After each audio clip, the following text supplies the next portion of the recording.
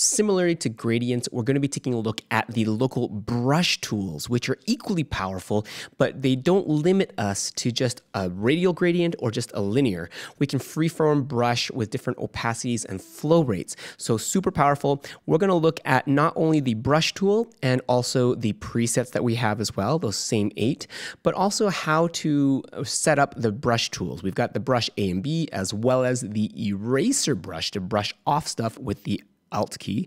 And we'll also take a look at, of course, the brand new Control key, which gives us access to all of our touch typing tools with the local adjustments.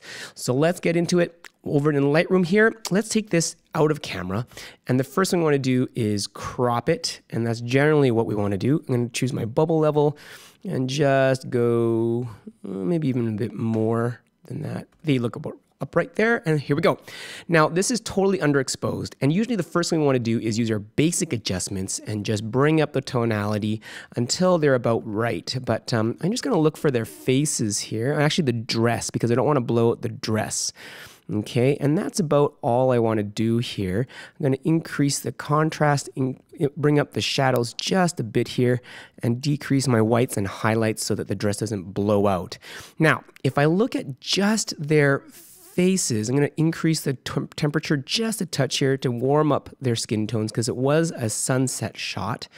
And I'm getting pretty close. I'm going to add some contrast. A little bit of clarity will help there, and a little bit of vibrance to bring up their skin tones.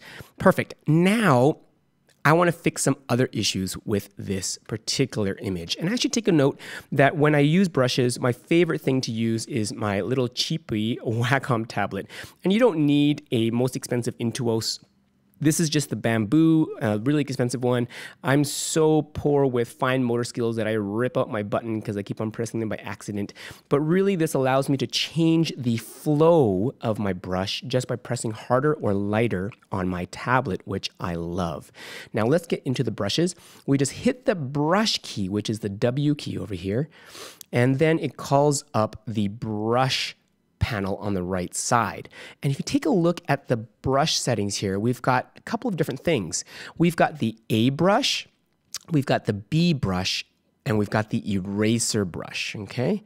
And so let's take a look at each of these first, okay? Now, there's a couple ways that you can choose the A and B. The first way is just clicking here, but why click when we've got Multibotto? If you take a look at the bottom right corner of the W key, we can toggle the brush A and B with the shift modifier. So if I press shift and W, and let's say I've got my A brush here, I can toggle that to my B brush, and again, shift and W will toggle it back to the A brush. Very cool. And what I like to set it as, my A brush, I like to leave as a fairly large brush, and we can change the size of our brushes with the T and the Y keys. Y will bring up the brush size, and T will bring down the brush size. And we can also affect the feathering of the edge of the brush. And so if I press shift down with a shift modifier, I can increase the feathering or I can decrease the feathering. And that's going to give me a harder edge to the brush. But for my A, I like to maximize the feathering. If I toggle over to the B brush with my shift W, then I like to keep my B a little bit smaller and much harder on the edge, not so feathered, okay? And so that's for more detail work. Cool. Now, after this, if I press, let's just start painting here. So we've got the same presets as we had with the gradients available to us. So we've got burn heavy, dodge heavy, burn light, dodge light. We've also got minus bright, plus bright, skin softening, and sharpening. I'm going to go ahead and choose the plus bright preset by pressing shift and the number 4. And now I'm going to choose to auto mask this brush. Dave, what does auto mask do? Well, over here on the right side again, we've got this auto mask that is checked. And this is remembered in your state of brushes.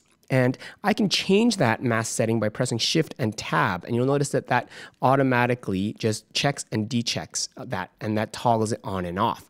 But for B, I like to keep this auto mask on. And what that will do, if I start painting in on the dress, and if I, go over to the groom side there or go past this a lot, it actually doesn't affect past what I started to paint on. That is the dress, which is pretty much white, okay? So now if you take a look at this, I'm gonna show you my pins with the tab key. And I'm going to hover over this brush. And even though I painted over the groom, because of the auto mask, it didn't brighten his suit too much. It really just stuck to the brightness to the actual dress. And you'll also notice that over here, it didn't brighten too much of the background either. So auto mask is pretty cool sometimes. But let's say you say, Dave, I don't want to brush over my groom. Not a problem. All we need to do is press and hold the Alt modifier, either of them, and I can just brush that off of the groom. And likewise, I should make a note, because I am using a tablet, I prefer to keep my flow fairly high. Now, hundreds are really high, about 90, 80, 90 is fine. My A brush is also about there, 80, 90 is fine. And my eraser, I also like to keep a little bit higher as well, so about 80. If I were to use just a mouse or a trackpad, I would lower my flow to literally between 5 and 10% so that I can just go over an area over and over again to get the exact amount of brushing of the effect that I want. But because I have the tablet, about 80 to 90 is actually perfect for what I use. Okay, now if you were to want to, let's say, brighten this foreground foliage, instead of just using the same pin, because you notice that this brush is just affecting the dress right now, what I'm going to do is double click on the brush key. So brush will let me create a brand new preset. I'm going to choose, let's say, Dodge Heavy. Okay. Now with my A brush, which doesn't have auto mask selected, I'm going to paint in just this foliage over here to get some detail back. Now, you're probably thinking, Dave, oh, you know what? I want to decrease the size of my brush. Well, the T and Y keys are right here. So right now, I'm just going to decrease that. Press Alt, and let's take a look here. I'm going to take it off here. I don't need to brighten this too much. So I'm taking it off over here and off of my sky.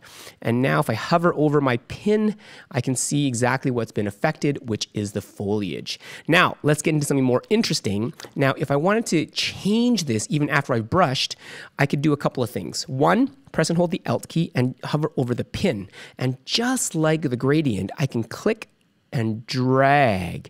And so I can brighten or I can darken this without leaving my mouse off of the image, which is amazing to me. Okay, so that's about nice over there. And now a second way we can affect this after we've brushed it is the mighty Control key.